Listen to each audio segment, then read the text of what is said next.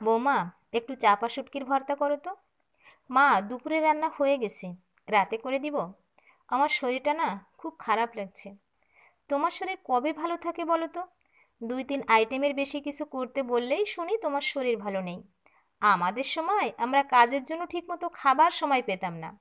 সকালের নাস্তা খেতাম দুপুরে, দুপুরের খাবার বিকালে, আর রাতের খাবার সেই দুপুর রাতে।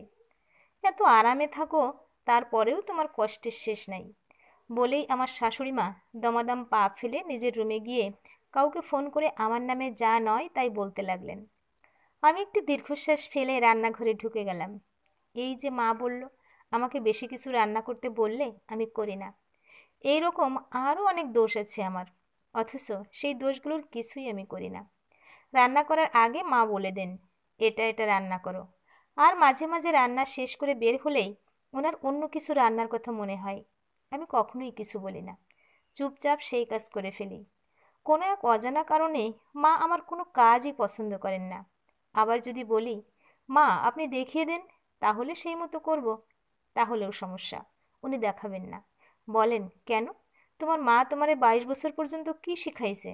আমার বিয়ে হয়েছে 2 বছর। আমার বিয়ের 4 দিন পর থেকে পুরো বাসার সকল কাজের দায়িত্ব আমার কাঁধে চলে আসছে।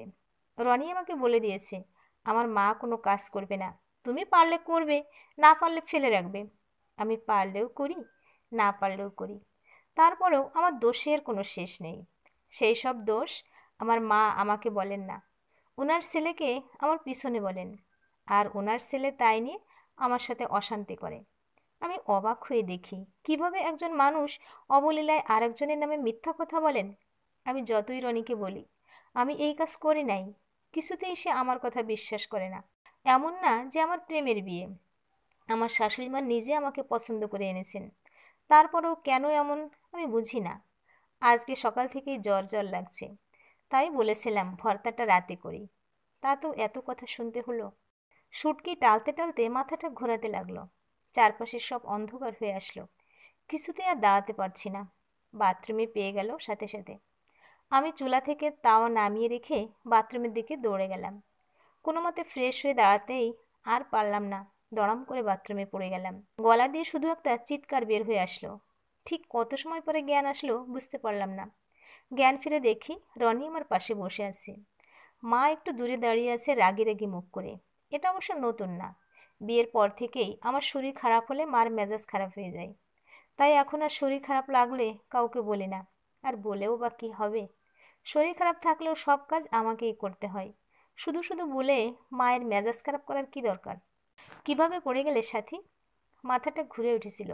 শরীর খারাপ থাকলে এত কিছু করার কি দরকার? মা সাথে সাথে বলে উঠলেন, তোর বউ কি কোনো কথা শোনে? যা মনে চায় করে, কিছু হলে বলেও না। আমি অবাক হয়ে মায়ের মুখের দিকে তাকিয়ে বললাম, মা, আমি তো আপনাকে বলেছিলাম আমার শরীর ভালো না। কি বললে? কখন বলেছো? তুমি বলতে চাচ্ছ আমি ইচ্ছা করে চেয়েছি তুমি পড়ে যাও? আমি তো সে কথা একবারও বলিনি মা। আমি বলেছি আপনাকে আমার শরীরটা ভালো নেই। মা আরও কিছু বলতে যাচ্ছিলেন, রনি তার আগেই মাকে থামিয়ে দিয়ে বলল, মা মনে হয় শুনতে পায় নাই। যাক, যা হবার হয়ে গেছে। আমি উঠে বসতে যাব, সেই সময় বুঝতে পারলাম ডান পা নাড়াতে পারছি না। ব্যথায় আমি কুঁকড়ে গেলাম। রনি পাটা ভালো করে দেখে বলল, সাথী, পা তো ফুলে গেছে, মনে হয় মচকে গেছে। দাঁড়াও, আমি পায়ে পানি পট্টি বেঁধে দিচ্ছি। কিন্তু ক্রমশই আমার ব্যথা বাড়তে লাগলো। একসময় আমি অসহ্য হয়ে গেলাম। সন্ধ্যার সময় রনি খুব বিরক্ত হয়ে বলল, চলো একটা এক্সরে করে দেখি। যা অবস্থা, পাটা ভেঙে গেছে নাকি আল্লাহ ভালো জানেন। এক্সরে করে ডাক্তারকে দেখানোর পর ডাক্তার বলল প্লাস্টার করতে হবে। পা ভেঙে গেছে ওনার, 1 মাস প্লাস্টার রাখতে হবে। 1 মাস পরে আসবেন। আর ব্যথা কমানোর ঔষধ দিয়ে দিলেন। প্লাস্টার করে বাসায় চলে আসলাম। আমার হাঁটা চলা একদম বন্ধ। পরের দিন ব্যথা একটু কমার পরেই আমি চিন্তায় পড়লাম, ঘরের কাজ কে করবে? আমার শ্বশুর সকালবেলায় নাস্তা না খেয়েই অফিসে চলে গেলেন। রনি নিচ থেকে পাউরুটি নিয়ে আসলো। আমরা তাই দিয়ে নাস্তা খেলাম। রনি ফ্রিজ দেখে বলল, রান্না করা লাগবে না, যা আছে তাই দিয়ে দুপুরে হবে। রাতে আমি অফিস থেকে এসে কিছু একটা করে নিব। রনি অফিসে চলে গেল। সারাদিনে মা একবারও আমার রুমে আসে নাই। ছুটাবো ঘর মুছিয়ে কাপড় ধুয়ে যাওয়ার সময় আমাকে বলল, ভাবি, আপনার টেবিলে ভাত দেওয়া যায়? আমি বললাম, আচ্ছা। বিকালে মা আমার বিছানার পাশের টেবিলে 1 কাপ চা এনে দিয়ে চলে গেলেন। আমি অবাক হয়ে ভাবতে লাগলাম, 2 বছরেও আমার উপর এই বাসার কারো কোনো মায়া হলো না কেন? আমি কি কম করেছি ওনাদের জন্য?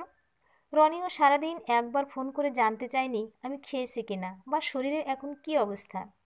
বিয়ের পর থেকেই লক্ষ্য করেছি রনি আমাকে নিয়ে বেশি আহ্লাদ দেখায় না। নতুন বিয়ে হলে বউয়ের প্রতি স্বামীদের যে একটা আবেগ কাজ করে সেটা রনির ভিতরে ছিল না। ও সবসময় চুপচাপ থাকে আমার সামনে, কিন্তু ওর বাবা মা অন্য আত্মীয়দের সামনে ও অনেক কথা বলে। আমি মাঝে মাঝে বলি, চলো আজকে রাত জেগে ছবি দেখি। ও বলে, না, রাত বেশি জাগলে সকালে অফিস যেতে সমস্যা হবে। কিন্তু মাঝে মাঝে দেখি অনেক রাত পর্যন্ত আমার শ্বশুর আর ও মিলে ডিসকভারিতে কোনো প্রোগ্রাম দেখে। যদি বলি, চলো দুইজনে মিলে একটু ঘুরে আসি, ও সাথে সাথে মাকে গিয়ে বলে, মা চলো আমরা বাইরে যাব। আমি প্রথম প্রথম ভাবতাম একমাত্র ছেলে তাই বাবা মাকে রেখে কোথাও যেতে চায় না, কিন্তু তাই বলে আমাকে নিয়ে ও কখনোই বেড়াতে যাবে না? স্বামীর মুখ থেকে নিজের প্রশংসা কে না শুনতে চায়। তাই আমিও মাঝে মাঝে অফিস থেকে আসার আগে একটু সেজে থাকি। কিন্তু আজ পর্যন্ত রনি আমাকে আদর করে বলেনি, সাথী তুমি খুব সুন্দর। আমি যে দেখতে খারাপ তাও না। পরে পরে মনে হতে লাগলো রনির মনে হয় বিয়ের আগে কারোর সাথে কোনো সম্পর্ক ছিল, তাই আমাকে ওর ভালো লাগে না। কৌশলে একদিন আমার ননাসের কাছে এই ব্যাপারে জানতে চাইলাম। উনি বললেন, না না, আমার ভাই কখনো কোনো মেয়েকে পছন্দ করলে আমরা তো তার সাথেই রনিকে বিয়ে দিতাম। ও সবসময় মায়ের পছন্দের মেয়েকে বিয়ে করবে বলেছে। অবশেষে বুঝতে পারলাম আমার প্রতি রনির অনীহার মূল কারণ আমার শাশুড়ি মা। উনি রনির কাছে নিয়মিতভাবে আমার নামে সত্যি মিথ্যা বানিয়ে নানা কথা বলেন, আর ওনার বাধ্য সন্তান সেগুলো বিশ্বাস করে আমার থেকে নিজেকে দূরে সরিয়ে রাখে।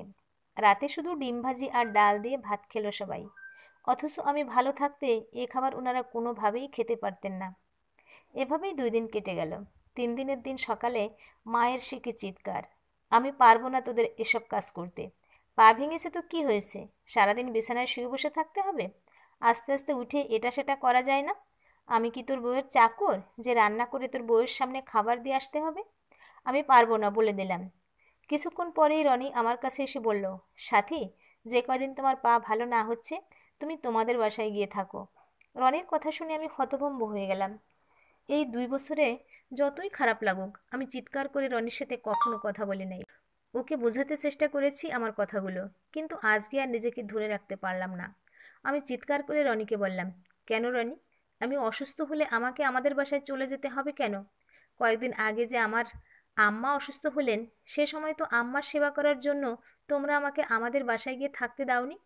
মা আমাকে বলেছে তোমার আম্মাকে সেবা করতে যাবা, আর আমাকে দেখবে কে? আমি আমার মায়ের সেবা করতে যেতে পারবো না, তাহলে এখন আমি কিভাবে মায়ের সেবা নিতে যাব? এই 2 বছর আমি সব রকমভাবে তোমাদের সাথে মেশার চেষ্টা করে আসছি, কিন্তু কোনোভাবেই তোমরা আমাকে আপন ভাবতে পারছো না। মানুষ নিজেদের বাসায় কুকুর বিড়াল পুষলেও তো মায়া হয়, ওরা অসুস্থ হলে ওদের খেয়াল রাখে। আমি কি কুকুর বিড়ালেরও অধম রনি? আমি অসুস্থ হলে কখনোই মা সেটা মেনে নিতে চায় না। এমনকি তুমি নিজেও বিরক্ত হও। তোমার বোনের সামান্য মাথা ব্যথা হলেও মা তোমাকে নিয়ে দৌড়ে দেখতে চলে যায়, আর আমি গায়ে জ্বর নিয়ে রান্নাবান্না থেকে শুরু করে সব করি। তাতে তোমাদের কিছু যায় আসে না। এখন আমার পা ভেঙে গেছে, আমি একেবারেই চলতে পারি না। তোমাদের কাজ আমি করতে পারি না, তাই আমাকে আর তোমরা বাসায় রাখবে না? আমাকে ভালো হওয়ার জন্য আমার মায়ের কাছে যেতে হবে, ভালো হয়ে এসে আবার তোমাদের সেবা করতে হবে? কেন রনি, এমন কেন? তোমাদের কিছু হলে আমি সব করি, তাহলে আমি অসুস্থ হলে তোমরা কেন আমাকে দেখতে পারবে না? স্বামী হিসেবে কি তোমার কোনো দায়িত্ব নেই? আমি অনেক চেষ্টা করেছি তোমাদের আপন হতে, তোমার মনে আমার জন্য একটু জায়গা করে নিতে, কিন্তু আমি সফল হতে পারি নাই রনি। পা ভালো হওয়া পর্যন্ত না, আমি সারা জীবনের জন্য তোমার জীবন থেকে চলে যাব বলেই আমি আমার বড় ভাইকে ফোন করে আসতে বললাম। রনি বুঝতে পারলো আমি সত্যি সত্যি চলে যেতে চাইছি, তাই ও আমার পাশে বসে আমার হাত ধরে বলল, সাথী, কে বলেছে আমার মনে তোমার জন্য জায়গা নেই? আমি একটু চাপা স্বভাবের, তাই হয়তো তোমাকে সেরকম করে ভালোবাসি বলা হয় নাই, কিন্তু আমি তোমাকে ভালোবাসি, বিশ্বাস করো। না রনি, ভালোবাসি মুখে বলতে হয় না, ব্যবহারেই বোঝা যায় তুমি আমাকে কেমন ভালোবাসো। আজ পর্যন্ত তুমি আমার কোনো কথা বিশ্বাস করনি। মা তোমাকে সত্যি মিথ্যা যা বলেছেন তাই নিয়ে তুমি আমাকে কম কথা শোনাও নাই।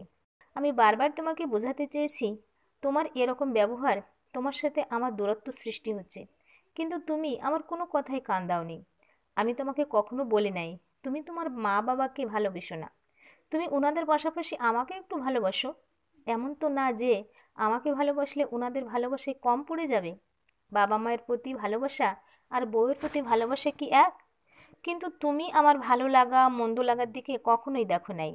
তোমার মা বোন অসুস্থ হলে তুমি যে পেরেশান হয়ে যাও, আমার বেলায় তার 10 ভাগের 1 ভাগ পেরেশান তুমি কখনো হও নাই। 2 বছরে যখন তোমার ভিতরে আমি ঢুকতে পারি নাই, তাহলে আরও 12 বছরেও পারবো না। তাই শুধু শুধু এক ছাদের নিচে থাকার কোনো মানে হয় না। এই সময় মা রুমে ঢুকে বললেন, কি হয়েছে বৌমা, এমন চিৎকার করছো কেন? আর কি বলছো তুমি? রনির সাথে তুমি আর থাকবে না? কি এমন হয়েছে? এক সংসারে থাকতে গেলে এমন অনেক কিছু মেনে নিতে হয়। আমি সবসময় তোমাদের ভালো চেয়েছি। আমি মায়ের দিকে তাকিয়ে বললাম, কি ভালো চেয়েছেন মা? আপনি যে আপনার ছেলের কাছে আমার নামে নালিশ করেন, কেন করেন? আপনি ভালো করেই জানেন আপনার ছেলে আপনার কথা অন্ধের মতো বিশ্বাস করে। আপনার ধারণা ছেলেকে বশে রাখলেই আপনার ভালো। তাই যা নয় তাই বলে ছেলেকে সবসময় আমার কাছ থেকে দূরে সরিয়ে রাখার চেষ্টা করেছেন। আপনার চেষ্টা সফল হলো। আমি সব সময়ের জন্য দূরে চলে যাচ্ছি। আর মানিয়ে নেওয়ার কথা বললেন না, মানিয়ে নিতে আমি অনেক কিছু এই 2 বছরে ছাড় দিয়েছি, কোনো লাভ হয় নাই, ভবিষ্যতেও হবে না। আমাদের দেশের মেয়েরা মানিয়ে নিতে নিতে এমন অবস্থা হয় যে তাদের দেয়ালে পিঠ ঠেকে যায়। ততদিনে তাদের 2-3টা ছেলে মেয়ে হয়ে যায়।